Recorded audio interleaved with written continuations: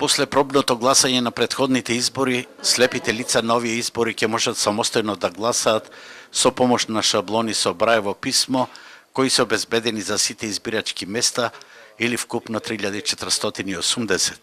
Во Битола има 220 слепи лица, а од нивното здружение велат дека за оваа ранлива група на граѓани која во државата опфаќа над 2500 лица е можне значајно што најголем дел од нив ќе можат самостојно да исполнат својата граѓанска должност.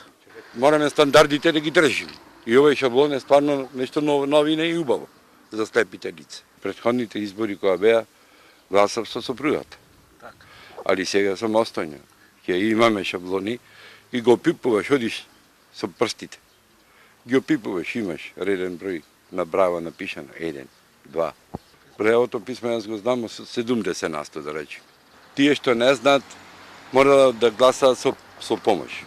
Во Македонија Браевото писмо го знаат околу 60% слепите лица, а во Битола просекот е нешто повисок, бидејќи постои соодветна едукација.